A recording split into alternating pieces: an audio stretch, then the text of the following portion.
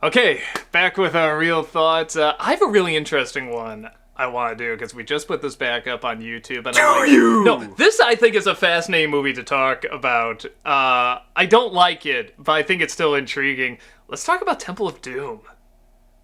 Oh god. Shit. First of all, First off, is there a way to make sure this doesn't show up in Brad's feed? No, I was going to say, okay, so the first time, because if you see the review, we have sort of his 80s Dan character commenting on it, and I guess after we did it, like he was talking to Rob saying, he made me say the most horrible things, because that's his favorite Indiana Jones movie. Yeah, Brad was all just like, the things I had to say, the things I had to do, I denied my favorite movie. No, I think there's even Brad. like a blooper where I'm saying like nobody knows the name of the villain, and he says the line, and then he turns and says the name of the villain, and he's like, you fucking asshole. No, yeah, at the end Name is Maharam, you asshole. Balaram, you asshole. Yes, even now I get it wrong. No, that was my favorite, because that was all on you.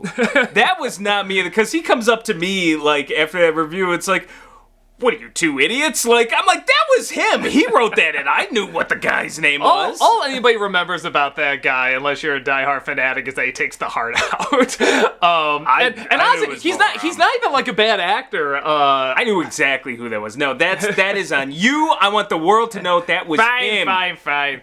You can't prove it because anyone would be like, yeah, I know the name. You can go Google and then put it in. It's like, well, but we wouldn't know. So I don't know. Probably, maybe that's just like I didn't know the guy's name. But to be fair, he's definitely like how Donovan and now I'm forgetting the name of the first guy, Belloc. Yeah. You know how they're kind of similar in Last Crusade and Raise of the Lost Ark and stuff? It's like, that dude's like his own thing.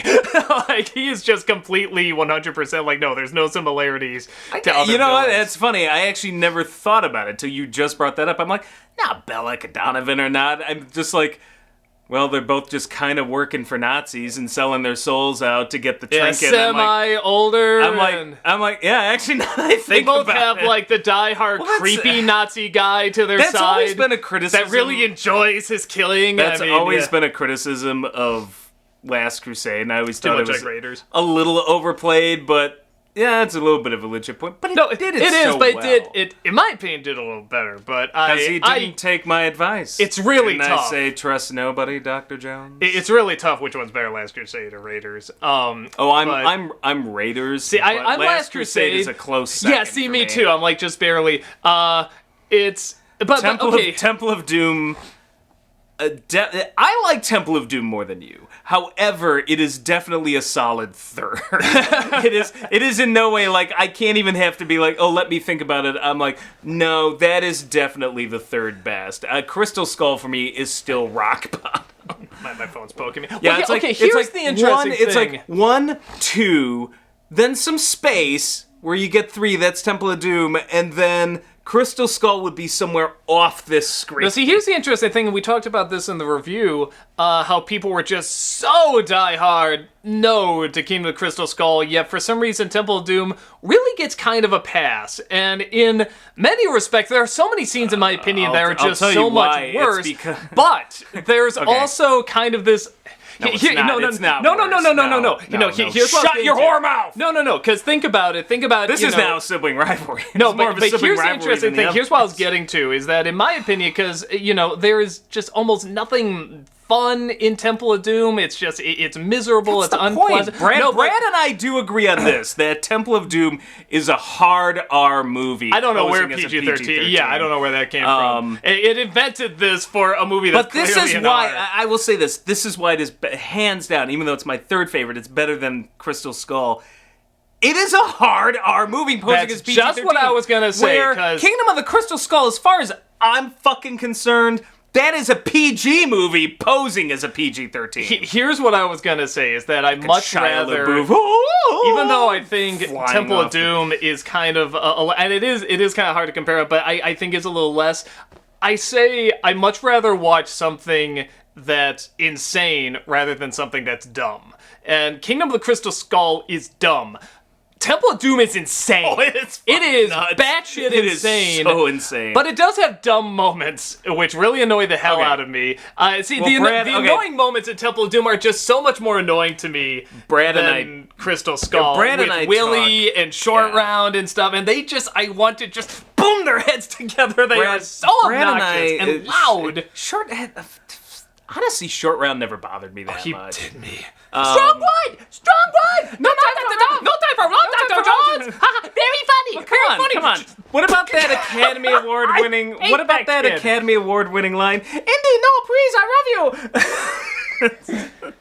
Awful! I love you, Indy. Awful! So terrible. See, I mean, that's the thing with Kingdom of the Crystal Skull, or Dull, as it's dull. It's quiet. But see, it's made up for by the fact that dumb. Indy slaps around him around when I he's think I evil. played that like a million times in the review. No, see, that one scene completely made it worth it for me. But it's infinitely more interesting than Crystal Skull. Like 10 times more interesting. Well, for one thing, practical effects. And that's CGI shit. And you know what? Okay. Let's talk about where CGI really could have helped this movie, because the practical effects are great, but when that water is going through the mines and they're on the cliff and stuff like that, and they're superimposed in there, it's painful. It is goddamn painful how obvious they are not there. No, they weren't there. That's the problem. There still was real water there. It wasn't a digital creation. I agree, but it's like they're so clearly not there running. They're so clearly not on the ledge. Okay, so that's a keying problem. You could fix that when you're like, easily. No, but that's what I'm saying. We're like, oh, none of that CG. CG would have saved those effects if they blended them in better, but it still has to be a mix. You know what? Okay. Bullshit. I have seen better keying effects in other movies of that era and afterwards. But not this one. That's just somebody got sloppy. That's not because, they didn't have CG. 10 times. No, that's what I'm saying. But that's not like, you can't sit here and be like, that argument doesn't make any sense. It's just a shitty special effect. Somebody fucked up. That's what happened there. That's not just because, CGI didn't exist, therefore it looks bad. Oh, no. That was just somebody in ILM dropped the ball. No. You could even shoot. Scene. No, you could shoot those scenes just as they are and get close-ups of Indy, green against the wall or running away and stuff from that era that are still incredible and for the most part hold up. Just because somebody dropped the ball on that one effect is like, that needed CGI. Obviously, no, it didn't. No, I'm saying somebody CGI would have screwed up at their job. No, CGI could have gone in and fixed that bad effect and gotten rid of the lines. Okay, sure, and you could remaster that now and fix the keying in that scene. No, but and I'm saying that would have, that would have fixed that really bad effect. Or honestly, just shoot it better. You don't need to show them running away from the water. There's no CGI ants. There's no CGI aliens. There's absolutely. Honestly, I think the only CGI I really liked in Crystal Skull was when the UFO left.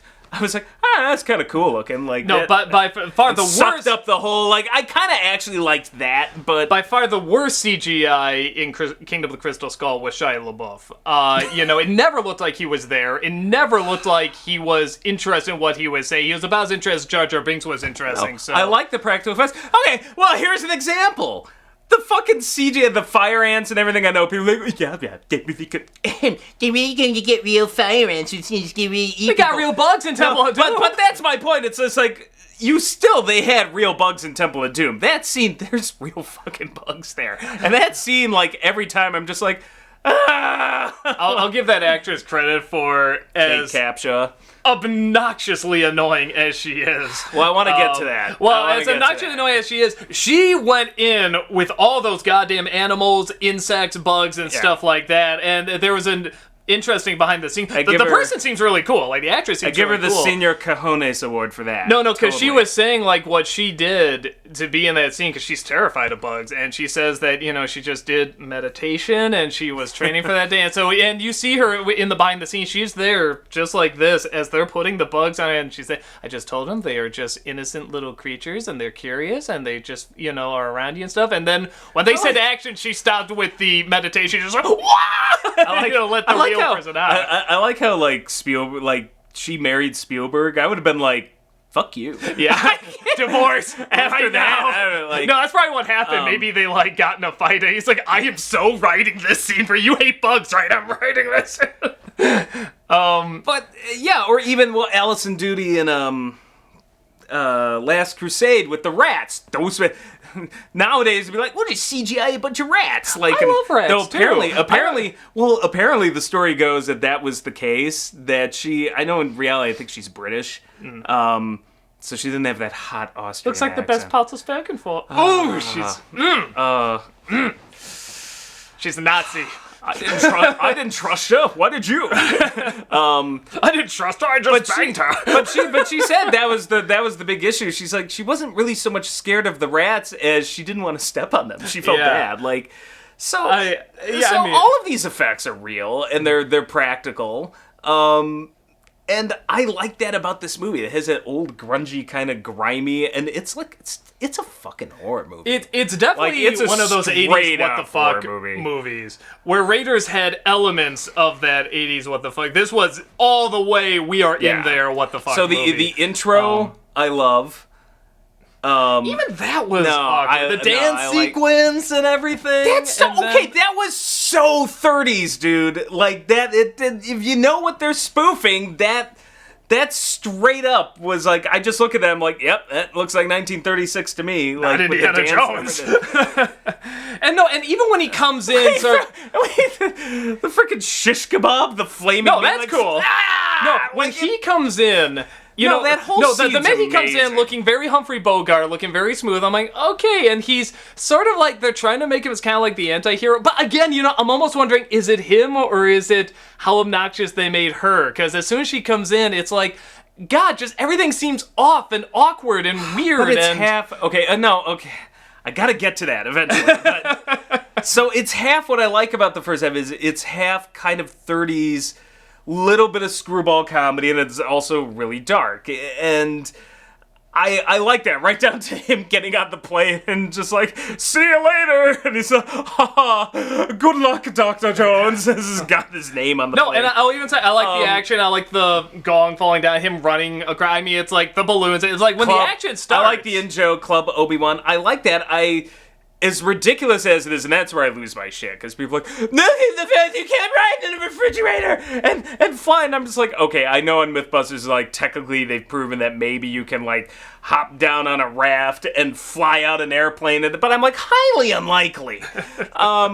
So I like all that scene. It's somewhere, then they go to the village, and it's like, all our kids are missing, you must save us, you must do this.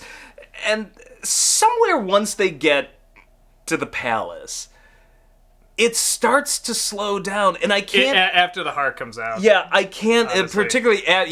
It gets dull. It's like dull and unpleasant. More gore in this movie, by the way, than the fucking Mortal Kombat film. I'm never gonna let go of that. That was a PG-13. Another PG-13, yeah. They're actually holding a heart in this. Ripped it out. It goes down into lava. It's like, that's more screwed up than anything in the Mortal Kombat the writing movie. in that Mortal Kombat film, how are you not seeing the brilliance of that movie? Right? I don't get it. Clearly Mortal Kombat was about the writing, not the gore. Well, okay, we could get on that. Because Brad and I are actually in complete agreement on this, which is Brad's theory is, and I think he's 100% correct, which is, honestly, this is about two people that just really need to bang.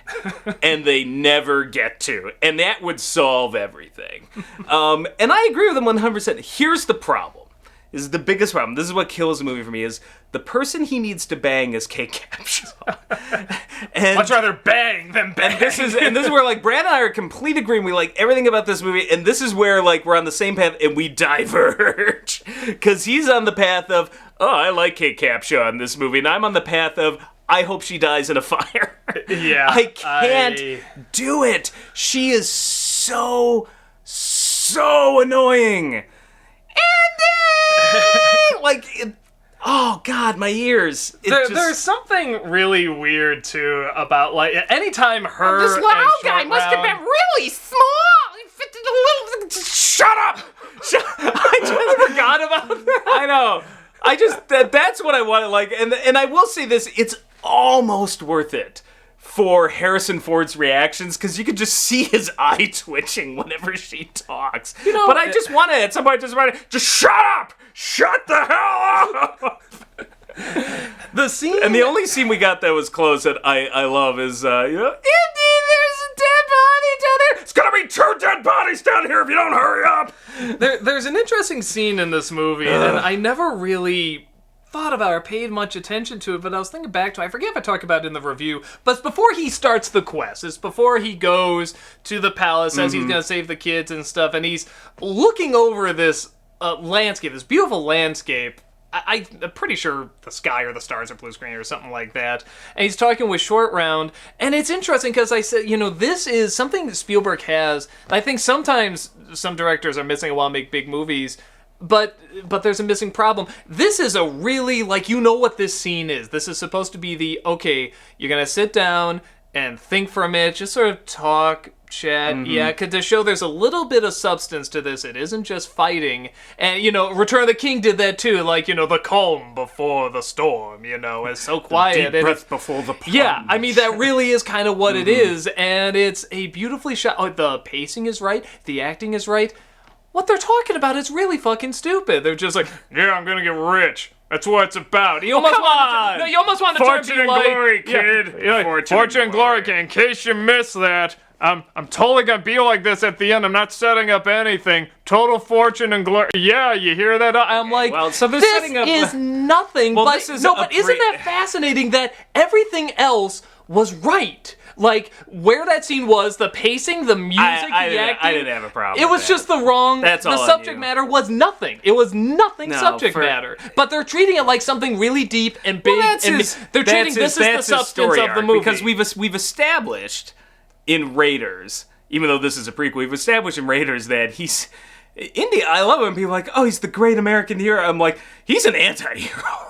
You forget. Yeah. No, you look at it, he's robbing graves, he's just plundering, whatever he damn well pleases. When he has a chance to save his girlfriend, he has multiple chances to save his girlfriend. He skips it every time. He wants to see what's in the box. Yeah. No, that's exactly it. He's got the fucking bazooka. He's like, go ahead, Jones, blow it back to God. And he's just like, if I was her, I would be like, after my all favorite that happened, they're untied and everything, I'd just be like, we are done. That's my favorite, because when he's got the bazooka, Karen Allen turns around and is like, Brock! And she smiles yeah, this is it, this is happening. And then he's like, yeah, go on, do it. I love how the Nazi's like, fuck are you doing? He's like, back off, man, I know this guy.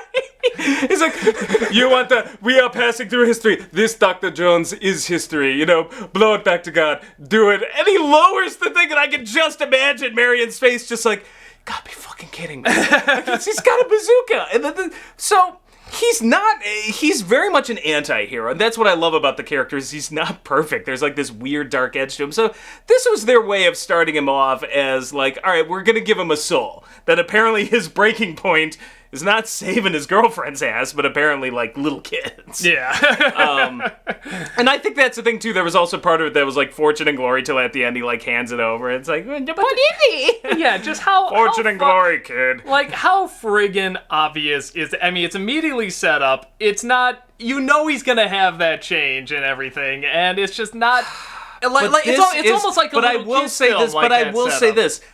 This is a different movie. This is closer to a 30s screwball comedy than I think Raiders. Raiders is not really that screwball.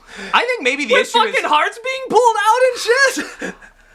I didn't say they meshed well together, but there's one. I said one half of this is a screwball comedy, and the other is fucking what Mortal Kombat should have been. I feel like.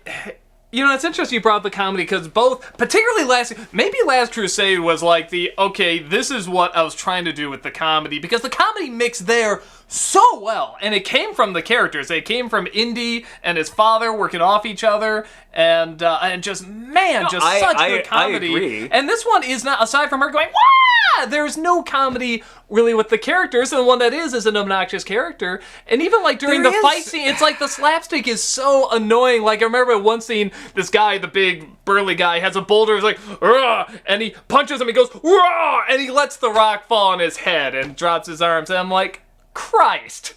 Christ, that is so stupid. The weird thing about the movie is there are a number of scenes, like, and every time I watch it, the same thing happens. I'm like the scene where the assassin tries to get him. Yeah, against the wall with Yeah, the painting. against There's the wall, good and I'm like, scenes, that's a good scene, but I'm like, and yet I'm not overly invested in this, even though it's a great scene and he hangs the dude from the ceiling fan. Like, and I'm like, what is it? It is somehow that every scene kind of works alone as a single scene, but when you start pasting them together, something isn't clicking, and every time, somewhere in the middle of the movie, after the poor sucker gets his heart pulled out, I kind of just always like zone out and kind of fall asleep me too. until the mine ride. Like the mine ride, I wake back up again. I get in a little bit, again, just for the total dark, almost creepy element, I get in a little bit when he's drinking the bad indie juice and it turns him into bad indie and stuff. I mean, but not when he's bad indie. The transformation. The only thing I liked about bad indie legitimately was him creepy. slapping short round. But No, I thought when he's transforming, it's a good lighting scene. No, I thought the better scene was when he was eating all the weird shit and giving that smile to Kate Capshaw, like, yeah. I love that scene. And when he's more devilish there. I think. Again, and it's the one scene that the main bad guy, the one time he's ever creepy, he does have this beautifully creepy smile. And they don't do this anymore in movies, maybe just Bruce Willis movies sometimes, but I love it in sort of old action films when the bad guy will kind of smile and say something mean, and then the good guy kind of just smiles right back, like, yeah, even though they have no advantage. They're like, they got him all chained up and stuff. He's like, no, Dr. Jones, you will see. And he just sort of smiles at him, and they're both like who's gonna break first? And I really love those scenes. I feel like Bruce Willis movies were the last ones where I saw those. I don't really see those scenes anymore. It's so hard to say, just because I don't hate this movie. I think I get bored by this movie, particularly in the middle. I feel like it's deliberately paced to a point where it zones me out, and it's really the pacing and Kate Capshaw are my biggest problems. If you had replaced her with a different actress who was not as annoying, I might actually like this film a lot more. Mm-hmm. Really? The kid doesn't get you at all? No, honestly, I don't have a problem with Short Round. No. And that kid can act. Oh, wait. Was he in Goonies? Was Goonies, that the one yeah, he was in Goonies. Yeah, and he's fine. I mean, he's a good actor. Maybe he's totally fine. But I just want to strangle that little pain in the ass. Indy, I love you. Wake up, Indy. Wake up. And that's the problem. That's the problem with the movie, and I think that's where we're falling. Every line was a yell. We're falling on the kid where Brad and I fall on Kate Capshaw, where he's just like, it didn't bother me, and I'm like, it bothered me. But with the kid, it's like, it didn't bother me, but it bothers you. Yeah, but no, they both. It's a very thin line between, because I would argue that's the point, that Indy is saddled with these two on an adventure that you should not have. I'm not going to say you shouldn't have women there, but you should not have that woman there. Yeah. And you should definitely not have any kid there. Mm. Any kid. I wouldn't even take Newt from Aliens on this adventure. So the point is that you kind of, like, you should kind of want to strangle them, like that's what Indy's feeling, but it's a thin line between like, oh yeah, like that's the point, and no, I just really want to strangle them personally, because I get where you're coming from, and I've talked to Brad about this. Like, no, I get where you're coming from. Like, a lot of people have a problem with Kate Capshaw. It's just I think she's hilarious, and like I don't, but we're not sinking, we're crashing. Yeah, she put her hand in her mouth, and there are moments. Very few, but there's a moment or two where Karen Allen gets a little kind of like, I think it was somewhere in the plane scene when she's stuck in there and she's something, or no, that was my favorite. It's when the torch is going, Indy, the torch is going. It's just like, I'm like, but that's okay, because that's a once thing. Like, the only one I took seriously the whole way through is fucking Elsa. Like, when she's getting my favorite is she's getting shot at on that boat, and she turns around like, I'm gonna fucking kill you, you bitch, stop shooting at me. Like, yeah, so Elsa and now we know why. She's a Nazi, and they're hardcore. Kind of an understatement. So, but when Frozen came out, by the way, that was the hardest thing to get used to, because every time I heard Elsa, I think of, Elsa, honey, hold on. I can't hold you, Elsa, honey. Honey, I can't hold... We always love that he says honey in that Because it came out of nowhere. He's never used and he knows she's a any Nazi term, at that point. He's never used any term of affection. Give me the other before. hand, Nazi, I can't hold you. My little Fuhrer-loving honey bunny. No, and I will say this again, which is like, if you had to ask me which film is worse, but which one would I rather watch? Like, I would strangely probably rather watch Temple of Doom over Kingdom of Crystal Skull. Temple of Doom is both the better film, and I would rather watch. Because the scenes that are in it are legit good scenes. I like the scene with the painting and the mine shaft scene and cutting the bridge is great. And, that's my good lines. Well, and that one scene where he goes to get out the gun again, and it. I thought that was so dumb. No, I love that. Like, what, not there. I'm like, oh, shut up, movie. I love that. Okay. That was a Kingdom of the Crystal Skull moment in my opinion. Yeah, I like that. But see, it's only the first direct sequel, so I'm like, you can have a callback here or there. Like, and I will say this, the best callback was in Last Crusade, where he takes the gun out, fires it, and it kills all 7 Nazis in a row, and he's just like, holy shit. Yeah. Like, that I thought was the best callback to that scene in Raiders. But, okay, I will say this. First off, the bridge scene is amazing. But that... Indy's Reed just kills you. Prepare to meet Kali in hell. Really shutting out the bulldog lower tier. Brad and I quote that all the time. But my favorite, and I've said this before to other people, like, as much as I rip on Kate Capshaw as just being terrible in this movie, there was one scene where I think she is acting her ass off, and I believe every single second. Screaming at the bugs. I thought that was good. That's mostly screaming, though. But you want to know what one line read she says? Hold on. That I'm just like, I believe that moment. Man, I don't know what. It's on the bridge, and Short Rounds is like, something like, hold on, crazy lady, we go for a ride! And she, like, looks at it, there's, like, this scene, I swear to God, she, like, looks at what Indy's about to do, and looks at her and, like, puts it together, and she just goes, oh my God! And I was just like, I believe that. That's like the sound I make when I'm on like one of those 400-foot tall roller coasters going over like, oh shit! And again, one of the great things about, again, because I think that's a legit good scene. It's a perfect read, and she delivered that, but I'm like, I believe, like, for some reason I was like, I'll bet Spielberg was cruel enough to just be like, yeah, we're gonna really cut this bridge, you're gonna go flying up. Like, she just had that look like, I'm gonna die. When, and that whole scene, because if they just rush on the bridge and he cuts it, because you kind of know they're probably gonna do it, but it's like, he's not, and it's he just great no, that would have been it. It's like, oh, okay, well, action, whatever. The fact that they just built that up so slowly, and the music, and they're getting closer, they all have to go really slow, and they raises the sword, then they bring out the woman and the kid, and then the villain gets on their turn, it's just like, yeah, we're doing it. And then it goes. I mean, I love it. What great build-up in that scene. And then, of course, the Brits come and save the day. Fire at those Indian savages! It's something else said, like, I love about this movie. It's just... It's so freaking racist. I can't, I'm just amazed at you could not make this film nowadays, I don't think. Because it's just like, yes, like, let's have the white guy with the white woman and the Chinese stereotype waltz into this, like, den of, like, nasty Indian stereotypes and then get saved by a bunch of Brits firing their muskets at you. I personally was very insulted by Dan Aykroyd's British face.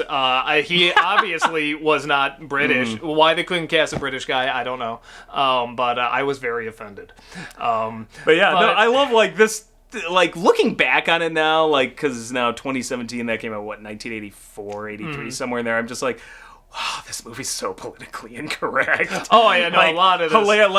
Hilariously, like, jaw-droppingly. So a lot of those 80s films are. And that's I'm like, one of the reasons I think they just went for aliens in Kingdom of Crystal Skull. Because, like, all of these if any of these were released today, they'd just be like, what the hell are you doing? Like, with any of the religious angle at all. And I know what you mean. You have, like, the cultural with Temple of Doom, too. But it's any of the religious angle, it's like, no, this is way too... That's the problem insane. with Temple of Doom, though, is it's the cultural angle. It's like, yes, we're gonna take Hindi beliefs, and then, like, there's this weird freaky cult that's doing all this weird shit, and there's like, The thing with Raiders and Last Crusade is the religious angle is pretty innocuous. It's just like, who doesn't want to see Nazis getting their asses blown off by the Ark? Like, that would have been anybody's wet dream at the time, unless you were German. Who doesn't want to see a Nazi get chosen poorly? Yeah, same thing with the Holy Grail one. So it's very much religions on kind of like the good side, because nobody likes Nazis. Well, I used to think that. Now I'm not so sure. But, it's like, in theory, at least in the 80s, when I grew up, nobody liked Nazis. But yeah, Temple of Doom gets a little shady, where I'm just like, okay, apparently George Lucas had some issues after he ate at an Indian restaurant. I don't know. I don't know. I feel like the other movies, too, it's like, just like this, again, these religions of peace, and they're like blowing up these Nazis and going through their souls. Don't look at it, Marion. Don't look at it. God will fucking kill you. I mean, and... please. Have you read the Old Testament? No, I know. But that's what I'm saying now. Did you see Prince of Egypt? There's a fucking angel of death who kills kids. No, but that's what I'm saying now. What they did in Raiders was lighthearted. No, what I'm saying now, sort of going that extreme and that intense and stuff, it's like, I don't think any of these movies would have really flown as, I don't know, considering where Hollywood falls on the political spectrum, that might be some revenge fantasy. Maybe. No idea. I don't... No, with the movie in general. I don't see that as a problem. Temple gets kind of shady for me. I'm like, like Temple gets probably the most shady, but yeah, I definitely feel I feel that out of the series, Temple falls into that like nefarious Phantom Menace category of our brocade was perfectly regal.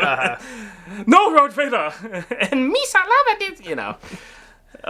it. It's weird because I feel like the understanding of religion, like in all those films, is just like you can't be like, I want to introduce my son to Christianity or something like that. Let's show him, Raiders of the Lost Ark. Yes! What? Are you shitting me? I would have gone to church if they played Raiders all the time. Hell yeah! But getting to like just initial probably wrap up here, we've been going for a while. I will say that it's like Kingdom of Crystal Skull for me, even for all its like really big problems and stuff like that, it's just kind of dull. Like, okay, well that's just a B action film. That's kind of it, and I don't like a lot of the choices and stuff. Where at least with Temple of I almost said Temple of the Crystal Skull, Temple of Doom, it is just so insane. And I think wasn't either Spielberg or Lucas like going through a divorce at the time, both. Or like something really. But apparently, tough. both have kind of said like we were both not in a bad place. I think there was a synergistic effect. Like I'm in a bad mood. Yeah, let's make a shitty bad mood movie. And it is a fascinating film because of that. You sort of see Kingdom of Crystal Skull, it's like, I don't know, I didn't hate it, I just kind of forgot about it. And it's like, okay, well that's that the happened. Difference is there's some dumb scenes, there's some good scenes, and it's gone. It's the only one that is, he wanted to do a haunted house film, apparently. The story goes, I think that from what I hear, Lucas wanted to do a haunted house film. Mm-hmm. And it is the only Indiana Jones that does not have this kind of grand story. You have the Ark, and we're going to 18 different locations. In this one creepy place. Yeah, this is the only one where it's really just like,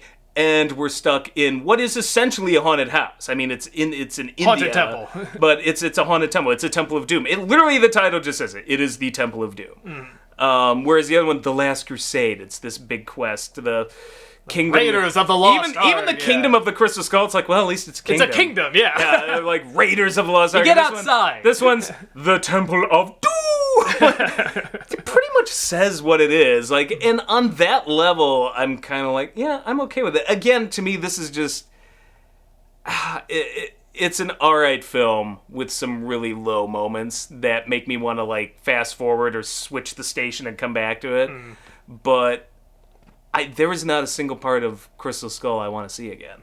Yeah, that's the problem. Temple of Doom, it's like there's nothing with everything. Whereas with the this good one, parts, I'm like, I want to see scenes in this. There are funny scenes in this movie. There's great scenes in this movie. The bad scenes are so obnoxious, so annoying, so ear-grating. But the good scenes are so entertaining, so interesting, and so imaginative. where, yeah, with Kingdom of Crystal Skull, the bad scenes are just dull. The good scenes are still dull. You know, they're just kind of, well, I've seen this in that film, I've seen that in that film, nothing really And it's hard to try to figure out how to save new or it, because a part of me is like, maybe this would have just been better as a straight-up horror movie. Oh, what, And then, Temple of Doom? Yeah, and I'm like, well, but I mean, I do like some of the funny scenes. I'm like, well, maybe this would have been better as a straight-up screwball comedy. I'm like, well, no, that would mean more K-Captcha. So there's no easy way to save it. It's just kind I of will be honest, like, my enjoyment of this movie would at least go up, like, 30-40% if they just got rid of the woman and the kid. If it was just, kind of like Alien vs. Predator, if it was just Indy, wouldn't this just be like, whoa, what's going to happen next? I mean, wouldn't you just be so much more invested? True. Then again, it was, I will say this, though, like, seeing this movie when I was younger, like, without Short Round and Kate Capshaw, I'm not sure, like, this movie's still intense. And if you remove even them, I'm like, wow, this would be it would be our level intense. We were not I feel allowed like they're to see they're this like a when we were buffer zone. kids. Yeah. We were allowed to see Raiders and Last Crusade. I saw even this Raiders, I really, in saw- my opinion, is goddamn intense. I It's saw an this intense at a movie for friend's a kid. house, I think, when I was 10. And even then, I was like, holy shit. I will say, Like, as a kid, I thought it was really intense. Like, as a 10-year-old, like, I saw it at a friend's house. I'm like, but we were not allowed to see it. We were able to see Last Crusade and Raiders. But Last Crusade, I guess there's some intense scenes in Last Crusade. Raiders, it starts off super intense. That's another where I'm like, how the hell is this a PG? This should have been an R. Like, Oh, this and was it almost released today, was. It'd be an R. no, you want to know how they got out of that? How? Okay, this is the one thing they had to change. To change it from an R-rated the fire movie. in front of the Yeah, face? when Belloc's face Bullshit. explodes, for some reason they were just like, oh, stand back, that's too intense. We've seen everything That's else the about one it. too intense scene? But a really kind of what I thought was a very fakey explosion of a head. Oh, that's too much. We're going to give you an R rating. So they're like, well, what can we do? Well, if you like blur it a little, it's like, all right, we're going to put some fire in front of that face. And be like, okay, you're a PG movie now. Totally insane. I love the 80s. Now the scene with the corpses and the skeletons and the snake coming out with the eye still intact, totally fine. Oh, the totally fine. The wax melting faces. I'm like, yeah, as a kid, I thought, yeah, it's kind of scary. But that scene where Marion gets stuck with the corpses going, and that, like, I already, like, as a kid was like, and we were watching this on video because, like, this came out in 1980. I couldn't see. I was that 1 was year hide old. under the blanket time for me. Yeah, I was just like, Jesus Christ, No. Jesus Christ. Right at that moment, I was like, but when she turns around and that giant boa constrictor comes out of the skull, I literally was just, I went from like, to just, like, I literally was like her, and that's when she freaks the fuck out. Yeah. She's like, that's what I was doing. That scene is fucking terrifying. And they're like, oh no, we gotta cover up the head exploding. By the time we got to that point with the faces melting, I'm like, I'm alright, just as long as I'm not with the corpses again. Yeah. Like, that just, Jesus No, Christ. that was it for me, because the rest, gore-wise, was pretty intense, but I'm like, okay, I'm a little kid, I'm like, I'm taking it in, I'm like, okay, I'm a big boy, let's get through this and stuff, and I'm with you, when it got to that scene, I was corpse just like, scene is what got me. I think I just froze, like, just something checked out. Because I'm with you, as soon as the snake was coming, just like, gone, traumatized, scarred. I screamed, Doug left his body entirely. So I'm sitting there going, Doug's just... And honestly, what's so funny about that scene? You could cut it, you wouldn't miss a thing. No, that was It's just... totally pointless. That was It's just there to scare the hell out of Again, me. that was an 80s, let's just traumatize you because we can. Yeah, and even earlier in the movie, frickin' Alfred Molina, like, with the frickin', like, gate spears through his neck. Yeah, like, no, that's... Adios, muchacha. And I'm just like... Same rating as Frozen. Yeah, that got me... Frozen hinted at a dick joke, so same thing. That got me more. But total bullshit. apparently the MPAA thought, despite all of that shit in the movie, or even the implied, like, German guy turning around, like, with the propeller in his face. But yeah, that cuts away. That's not all of that, no, that's fine. But the fake exploding face that looked so fucking fake. That's what did it. You gotta cover that shit up. That's too hardcore for kids. Like, proof that the MPAA is run by idiots who don't know jack shit. Because I'm just like, if you knew anything about kids, you'd know that kids would be fine with that. But, fucking snakes coming out of corpses? Like, I'm just, that was up there with the pool scene in, like, Poltergeist. Yeah. Which is another one that, like, Spielberg, the clown never got me. The clown in Poltergeist, but when she falls in that pool with all the, like, cadavers. Well, I guess I found out now. I thought it was alive, but I guess they were real corpses. I guess I found out in Poltergeist. That's what they say. That story's become more and more up in the air. Okay. I didn't believe it. Well, Everyone's from telling what me it's real, but I'm like... I've heard 3 different stories. One is that it's not true.